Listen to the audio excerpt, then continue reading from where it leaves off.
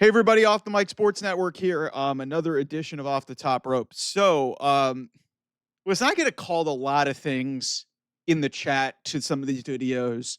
One of them is a pathological liar. I'm going to bring you guys some factual information that for you AEW stands, you'll try to defend it. You'll try to just, say I'm some sort of a hater. But when I see bullshit, I'm going to call it out. Okay. And yes, a lot of it is aimed towards AEW because they make it really easy for me. In advance of Grand Slam Mexico, which, was admittedly a decent wrestling show, but, it meant nothing. And, hey, we're going into one of the biggest shows of the year. And, you know, nothing feels important right now. Nothing feels important really going into All in Texas. And they wasted a week doing basically a house show in Mexico. And then they had Mercedes Winter 17 championship. But Tony Khan actually went in front of the media, spoke with I believe it was Yahoo Finance. And yes, it was Yahoo Finance. And he said the following. He said, a lot of people thought when we started simulcasting, a lot of people were going to migrate to streaming. Actually, our cable audience, when we started simulcasting, went up. That's an interesting thing because here's how you know things are going bad. When Awful Announcing has to release an article that basically is titled Tony Khan says AEW cable audience is growing in spite of a 24% viewership drop. So for all you people that are trying to still use that BJ Bethel thing that's saying, man, we're getting 400, 500,000 people watching us on Max. What the fuck are you talking about? This is pathological lying. Like, I understand trying to prop up your company and like trying to make them look good in the midst of like, your biggest push to your biggest event of the year. And you just got a big new TV renewal. Like you were just put on Max, which is, I get getting on a streaming service that, to be simulcasted there is somewhat of a big deal.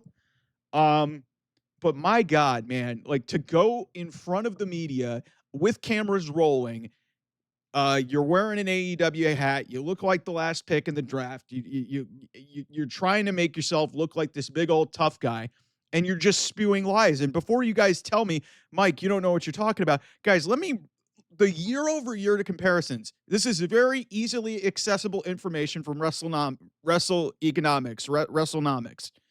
with Brandon Thurston's website. We don't even have the numbers at the time of this recording of the TV ratings for this week. You would assume that they're probably not going to be ahead of NXT. They've only beaten NXT once in 2025. But you guys want to know the last time that AEW had a quarterly increase in the 4 quarters of a year? It was the first quarter of 2022. And that was when CM Punk was still with this company, early in his run in this company. They have not had an increase in viewership year over year since early 2022. It has been down by 4%, down by 10%. I'm going by quarters now. You guys, if you guys want to keep track, but it goes down 2, down 9, down 7, down 11, down 10%, down 11, down 17, down 21 in quarter 3 of 2024, down 26 at the last quarter of 2024. Then they're down 24%, as I noted in this article. They are down 24% year over year from quarter 1 to quarter 2. We're now in from quarter 1 24 to quarter 1 25 year over year. They're down 13% now as we head into quarter 2, into one of their biggest pushes to their biggest shows of the year. If you guys want to call me a pathological liar, why don't you guys look in the mirror and the guy that you keep defending, who is, this big fanboy who's running a business, was given all the keys to everything. He's not running this like a functional business, and he's trying to do damage control and trying to make everything look like it's fine and dandy when it's not. I just read you those numbers.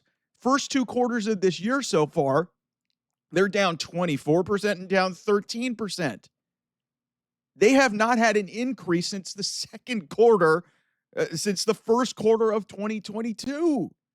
That's 3.5 years. 3.5 years, guys.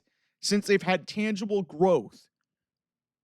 So I don't know what you guys are reading or what you guys are trying to do to make and pump this up to make things feel like they're okay, because the television content is not good. The roster, may be better in theory, but the storylines are not connecting. Um, Attendance has somewhat gone up, but the venues have had to go down. They've had to go away from bigger venues that they were regularly having better attendance in it.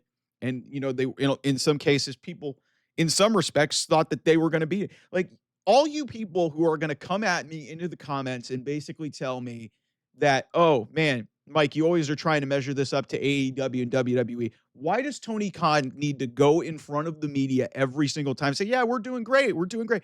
Why does he have to lie? Because why? Because he's disappointed. He's got to be disappointed in something, because why would you go and flagrantly and just blatantly, pathologically just lie through your teeth when you know, and there's data to back it up? I have said it to you guys. There is data there that this company is not doing well. And for him to keep going out there and saying it's doing well, and then to continue to push out these cards that mean 15% of jack shit to the grand scheme of things of his overall product, and you guys think everything is fine and dandy? What is happening? Are you guys just so far up the ass of this guy and so indebted to him that you're just willing to see through the bullshit?